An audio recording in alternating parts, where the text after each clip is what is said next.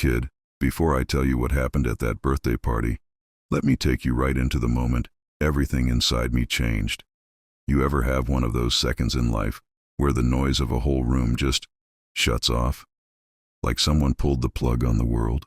That's what happened the moment I saw my little girl sitting at the end of that long plastic table, her hands folded in her lap, watching every other kid get a slice of cake except her. She wasn't crying. That's the part that broke me most.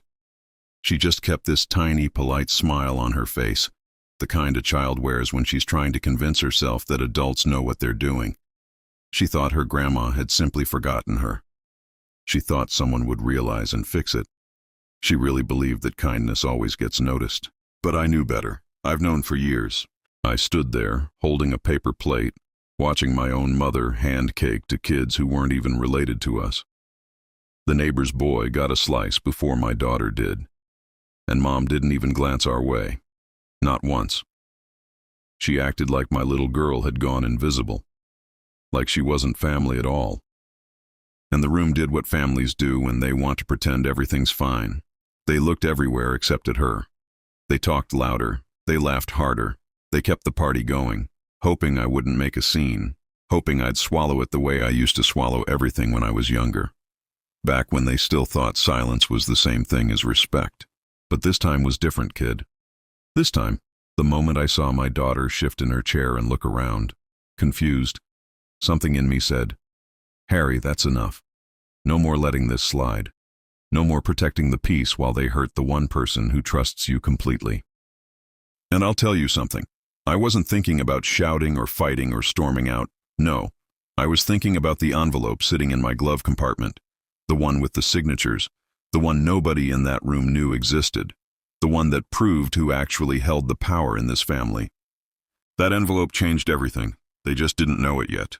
Stick with me, kid, because before this story is over, you'll see why that piece of paper turned a simple birthday party into the day my entire family finally learned who they'd been underestimating.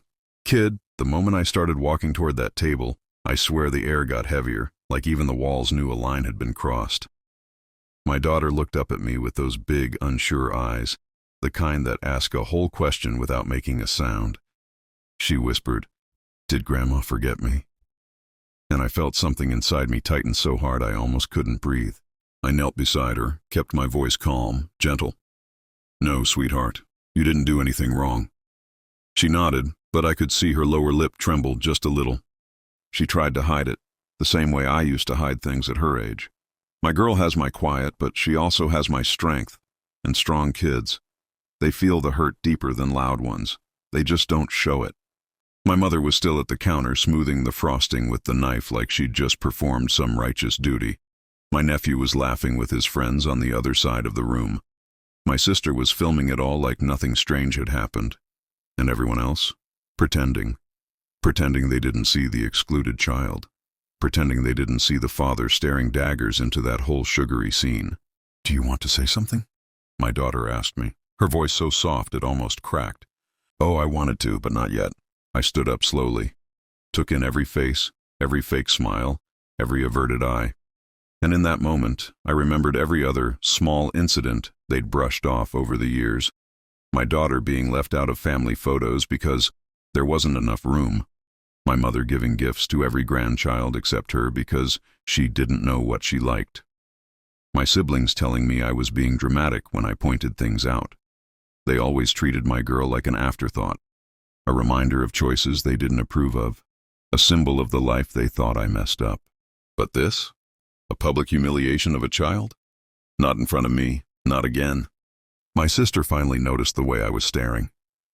She came over with that fake high-pitched voice she always used when she sensed conflict. "Harry, do you want some cake for your plate? There's plenty left." "Where's hers?" I asked. My voice was low, steady. She froze, just for 1 second. Then she glanced at my mother, like a guilty habit. "Oh, Mom must have forgotten. She's been so busy." Busy. Busy handing slices to kids who didn't even have our last name. Busy ignoring the person who needed love the most. I didn't argue. I didn't raise my voice. I just walked over to my mother, who was pretending not to see me, rearranging the same stack of napkins she'd touched 4 times already. "Mom," I said quietly, "You skipped my daughter." She didn't look up. She didn't even flinch. If she wanted a slice, she could have come up and asked. You ever hear a sentence so cold it makes your whole childhood snap back like a rubber band on your skin? Because that was it. That was the one. My daughter was raised to wait her turn, raised to be polite, raised to be patient, raised to be respectful, raised to trust adults, and my own mother used that against her. I smiled. A small, quiet, dangerous smile I hadn't felt in years. "All right," I said, "if that's how we're doing this." I turned, picked up my daughter's hand, and without another word, we walked straight out of that party, past the balloons, past the decorations, past every stunned adult who didn't know what to say. The sun outside felt different, brighter, clearer, like the world made more sense the moment I stepped away from theirs. But kid, here's where the real story begins. Because out there in the parking lot, I remembered what I'd been holding on to for years, those guardianship papers. And the moment I opened my car door and saw that envelope sitting there, I knew exactly what needed to happen next. Kid, when I tell you that envelope felt heavier than paper has any right to feel, I mean it.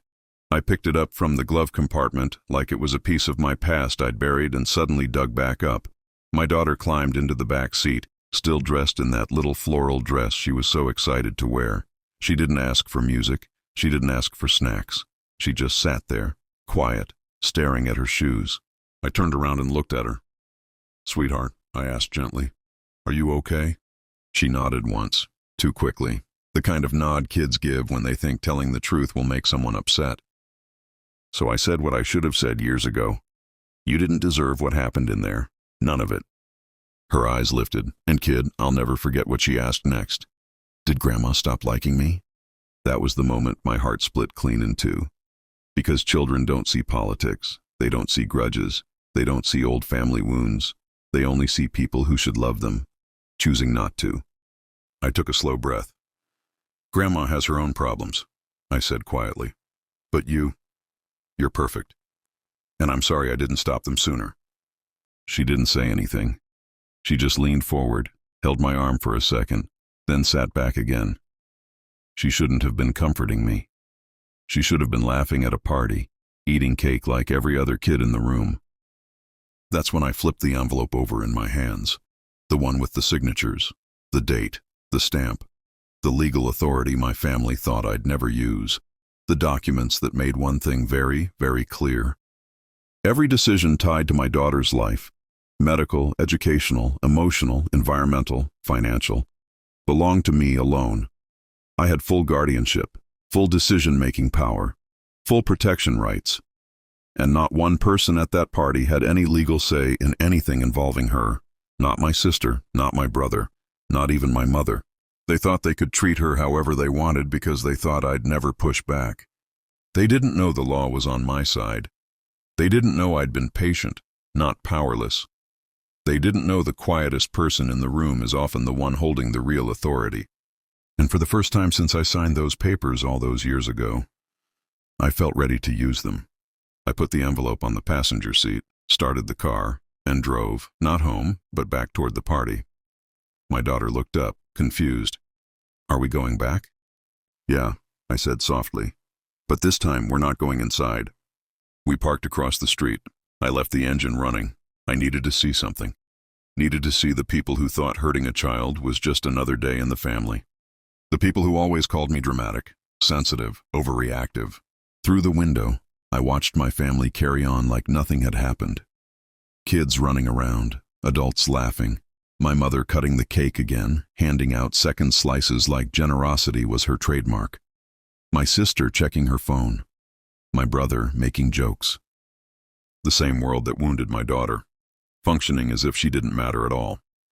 That's when I took out my phone and started scrolling through my contacts. Not to call my mother, not to call my sister, not to call anyone in that living room. I was looking for someone else, someone who'd told me years ago, "Harry, if they ever cross the line with your girl, you call me first." And kid, I found the number. An attorney, the one who'd drawn up the guardianship papers, the one who told me exactly what my rights were, the one who made it clear that if anyone emotionally harmed my daughter in a way that affected her well-being, I had the legal authority to protect her, even if that meant drawing boundaries my family wouldn't like. I didn't call him yet. I just held my finger over his name. Because before I made that decision, I needed to see one more thing. And I saw it, plain as day, my mother laughing. Laughing like the exclusion of a child wasn't worth a second thought. I dropped my hand. Decision made. Sweetheart, I said, turning to my daughter. How about we get our own cake? Her eyes brightened just a little. Really? Yeah, I said, the best one in town. And that's exactly what we did. Not to replace what she lost, because no dessert in the world fixes the feeling of being unwanted. But to teach her one thing. She never had to sit where she wasn't valued. But kid, what happened after that? That's the part the family didn't see coming, and it's where everything started to shift. Kid, part 3 is where everything started unraveling for my family, even though they couldn't see it yet. Funny thing about people who think they hold all the power. They never realize how fragile their little kingdom is until the ground shifts under their feet. And that shift began the moment my daughter and I walked into that bakery across town, the one with the blue awning and the smell of warm vanilla that hits you like a hug the second you step inside. My daughter held my hand tighter than usual as we walked in. She wasn't bouncing the way she normally does around sweets. She wasn't smiling wide or running to the display case. She was quiet, careful, like she was afraid joy might get taken away again. And kid, that's the thing about emotional hurt. It doesn't shout. It lingers. It sits in a child's chest like a cold stone. A woman behind the counter smiled at us. What can I get you two today? My daughter stepped forward, voice soft but brave. Can I pick any cake? Anyone you want, I said. It's your day now. She took her time walking along the glass case, staring at every design. Then she whispered, Can we get the one with the strawberries? Grandma always says strawberries are too expensive. I felt something twist in me again. Sweetheart, if strawberries make you happy, then they're worth it. We walked out with the biggest strawberry shortcake in the place, and when we got to the car, I opened the box right there in the parking lot. My daughter took the first bite, and for the first time since we left the party, she smiled. Not a small, polite smile. A real one, the kind that makes your chest loosen. But just because my girl was healing didn't mean the storm was over. In fact, kid, it was only getting started. When we got home, my phone was buzzing nonstop. Missed calls from my sister, group chat messages dinging, voicemails from relatives who hadn't cared enough to intervene at the party but suddenly had opinions when I walked out. The first voicemail was my sister. Harry, why did you leave like that? Mom feels terrible. You made a scene over nothing. Nothing. That word always shows up when people want to avoid responsibility. Another message from my brother. You're being dramatic. Mom didn't mean anything by it. You need to chill. Then my mother's voice, cold, clipped, and familiar. Harry, you embarrassed all of us. Your daughter should learn to speak up instead of expecting people to read her mind. Expecting people to read her mind. Kid, my daughter didn't need mind reading. She needed basic respect. But my mother never understood the difference. I sat on the couch, listening, letting all the old memories I tried to bury rise up. Every time my mother ignored me as a kid. Every time she favored my siblings. Every time she blamed me for things that weren't my fault. I'd convinced myself she'd be different with the next generation. But she wasn't. She just shifted her cruelty to the smallest person in the room. And that's when I made the call. The attorney picked up on the second ring. Harry, it's been a while. It has, I said, and I think it's time we talk. He didn't ask me why. He said, Is this about your daughter? Yes. There was a pause, a heavy one. Then he said, All right, tell me everything. And I did. Every humiliation, every exclusion, every quiet dismissal my family had thrown at my little girl. I told him about the birthday party, the cake, the explanations, the fake apologies, the guilt-tripping messages. I told him how my daughter asked if her grandmother didn't like her anymore. I told him how the family always excused my mother's behavior like she was some fragile saint instead of a woman who knew exactly what she was doing. When I finished, he exhaled. Harry, legally, you're in the strongest position you've ever been in. What does that mean? I asked. It means you have the right to set limits, including restricting access. You don't need their approval. You don't need their permission. And if their behavior is harming your daughter emotionally, you have a responsibility to intervene. A responsibility, not just a right. That's when things clicked into place. I wasn't just reacting as a father who was hurt.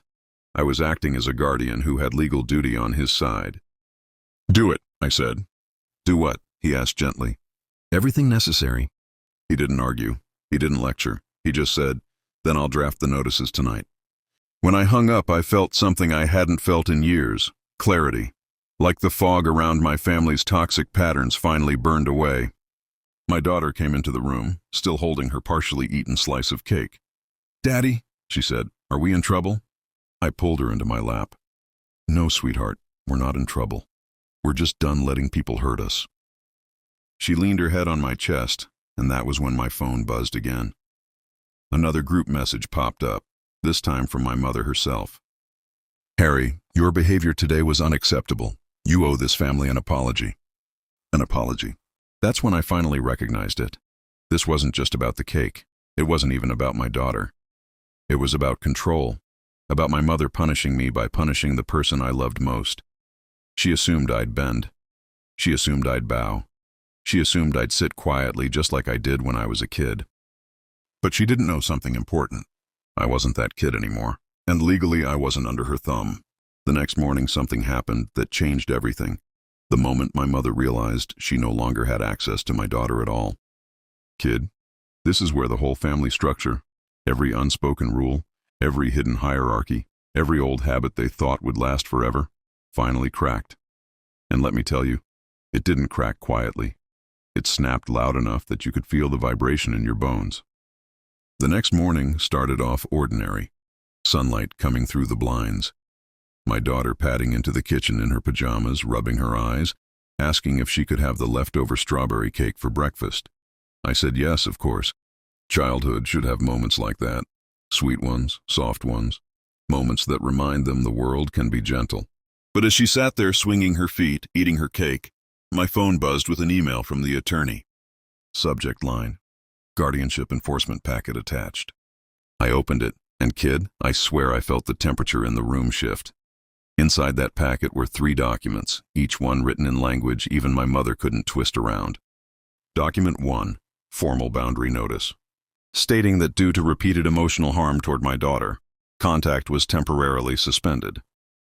Document 2, psychological safety provision, a simple declaration that any future interactions needed to align with my daughter's emotional well-being, not my mother's ego. Document 3, custody activation clauses, reminding all relevant parties, my siblings included, that I held exclusive guardianship rights, meaning I didn't need to negotiate, I didn't need permission, I didn't need consensus. For the first time in my life, I was holding power instead of asking for it. I took a breath, looked over at my little girl who had frosting on her chin and thought, "This is for you." Not out of anger, out of protection. Before I could second-guess myself, I hit send. The packet went out to my mother, both siblings, and, per the attorney's suggestion, a neutral third party in the county office who logged family notices. It wasn't an escalation. It was documentation. Something my family never expected because they always assumed I'd stay quiet. The silence lasted 17 minutes. At minute 18, my sister called. Then again, then again. When I didn't answer, she sent a text. "Harry, what the hell did you send Mom? She's furious. Call me back now." I didn't. At minute 24, my brother sent a message. "Bro, what is this? Are you trying to blow up the family over cake? Grow up." At minute 31, my mother finally wrote, "How dare you? You think you can keep my granddaughter away from me? You've lost your mind. This is an embarrassment. Fix this immediately." My daughter was sitting on the carpet building a puzzle while the messages came in like gunfire. She looked up at me and said, "Daddy, are you okay?" I sat beside her. I'm perfect. Because for the first time in decades, I wasn't arguing with ghosts. I wasn't trying to convince people who didn't want to understand. I wasn't begging for fairness from people committed to favoritism. I was protecting my child, legally, emotionally, fully. But kid, if you think the family accepted those documents calmly, you don't know my mother. At noon, someone knocked on my door. Hard. Not normal knocking. the type of knocking meant to intimidate. My daughter ran behind me as I looked through the peephole. It was my mother. Hair fixed, lipstick perfect, a fake smile plastered across her face, one she used on guests, not family. She had this air about her like she fully expected me to open the door and grovel. I didn't. I opened it halfway, blocking her from stepping inside. She didn't waste a second. Harry, this has gone far enough. You're overreacting. You embarrassed us yesterday and now you're trying to punish me. I kept my voice calm. Mom, you excluded my daughter, on purpose. She scoffed. She could have asked for cake. Children need to learn to speak up. She shouldn't have to beg for basic kindness. My mother rolled her eyes, like she just heard the most dramatic line in the world. You always make everything personal. I didn't mean anything by it. Intent doesn't matter, I said. Impact does. She stepped closer. You think a few papers your lawyer threw together can tell me that I can't see my granddaughter? That's exactly what they say. Her smile cracked. Just a hairline fracture, but I saw it. The moment she realized this wasn't a tantrum, this wasn't emotional bluffing, this was legally binding. And for the first time, I wasn't a child she could dismiss. I was a parent she had to answer to. Her voice dropped. If you do this, you'll destroy this family. No, I said quietly. The family was already destroyed. You just kept the damage hidden. Her jaw clenched so hard I thought her teeth might crack. She tried to push her way inside the house, but I shut the door halfway between us. Mom, I said, you are not coming in. Not until you apologize to her. Not until you acknowledge what you did. Not until you fix it. She laughed, actually laughed. You want me to apologize to a child? Yes, I said, or you can stay outside. Kid, that silence, it felt like a century, and then she said it. The sentence that told me everything I needed to know. I don't apologize to children, they apologize to me. And that was it. I closed the door, slowly, without shouting, without theatrics. I just closed it on decades of control, guilt, manipulation, and emotional bruising. My daughter peeked around the corner. Who was it? No one we need to worry about right now, I said. How's the puzzle coming? I sat with her until she finished it, and for the first time in years, I felt peace in my own home. Real peace. But kid, that wasn't the end. It was the spark. Because when my mother realized the door wasn't opening for her anymore, she escalated in a way I didn't expect. The next morning, I was packing my daughter's lunch for school when I got an email notification. Not from my mother, not from my siblings. From the Tiara County office. Subject line: family contact dispute, urgent review scheduled. I opened it, expecting some routine follow-up. What I got instead made my stomach drop. It said that someone, my mother, had filed a formal objection to the guardianship enforcement packet. She claimed I was emotionally manipulating her grandparent rights and weaponizing legal documents over a minor misunderstanding. Kid, this wasn't cake anymore. This was war. Before I could even process it, my phone rang. It was my lawyer, voice tight. Harry, your mother went down to the office in person the moment they opened. She's trying to overturn your notice, but don't panic. You're still in full control. We just need to respond. I didn't panic, but I definitely felt something shift inside me. For decades, I had been fighting uphill, pushing back against favoritism, being the scapegoat, being the overlooked one, the dismissed one, the one who was too sensitive, too dramatic, too emotional. Now my mother was finally feeling what I had lived with my entire life. Consequences. I dropped my daughter at school. When I came home, there were 3 cars parked outside my house.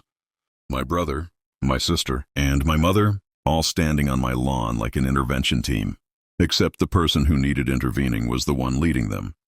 Before I could get out of my car, they came toward me. My mother spoke first. Harry, this has gone far enough. We're here to talk. Kid, you ever see someone insist on talking only because their power is slipping? My siblings flanked her like 2 backup singers who didn't know the words. My sister crossed her arms. Mom said you're trying to legally bar her from seeing your daughter, over cake. Is that true? I looked right at her. Did she tell you she deliberately skipped my daughter? Looked her in the eye and passed her by? Did she tell you that? My sister hesitated. My mother glared. My brother chimed in. Even if she made a mistake, It wasn't a mistake, I said. You both saw it. You didn't say a word. That landed hard. Because they had seen it. They'd seen all of it. Every snub, every insult, every exclusion. And they chose the easier path. Silence. My mother stepped forward. Enough. I will not be painted as a villain in my own family. You're not a villain, I said softly. You're a grandmother. And grandmothers are supposed to love their grandchildren, not humiliate them. Her jaw tightened. You think you can cut me out of her life? No, I said. I think you did that yourself. My brother moved closer. Harry, you need to drop this legal nonsense. You need to let Mom see the kid. You're overreacting. Ah, there it was. The old script. The family pressure, polished and familiar. I didn't raise my voice. Didn't get emotional. I just pulled out my phone, opened the email, and turned the screen toward them. This is the county. This is real. And this is happening because yesterday wasn't the first time. It was the last. My mother stepped back like the words physically hit her. She whispered, if you do this, if you push this, you won't be welcome in this family anymore. And kid, this is where I changed the story forever. I took a deep breath and said, Mom, I haven't felt welcome in this family my entire life. Silence, heavy, final. My sister's eyes filled with something. Guilt, maybe. My brother looked at the ground. My mom's face froze into that cold expression she used when she was losing control. She opened her mouth again, but I lifted a hand. No, not this time. You're not talking your way out of this. You're not minimizing it. You're not rewriting it. Not anymore. My mother's voice cracked. So this is it? You're cutting us off? I'm protecting my daughter, I said. Something you should have done for me. Kid, when I walked past them toward my front door, something happened that I will never forget. My sister grabbed my arm, not aggressively, just enough to stop me. She whispered, Harry, I'm sorry about everything. I didn't trust my voice enough to respond. I just nodded and went inside. I locked the door, not to keep them out, but to keep the peace in. Later that afternoon, I received a second email from the county office. My mother's objection? Denied. The guardianship packet? Upheld fully. And the final line? Due to the pattern evidenced, primary decision-making remains with the custodial parent. Kid, that was the first time in my life an institution recognized what my own family refused to. That I wasn't dramatic. I wasn't imagining things. I wasn't overreacting. I was protecting a child from a cycle that I had barely survived. That night, I sat with my daughter on the couch. She leaned against me and said, Daddy, are we okay now? And I told her the truest thing I've ever said in my life. We are more than okay. We are safe. Kid, that's the end of the story, but not the end of the journey. Because healing doesn't happen when apologies arrive. It happens when you stop waiting for them.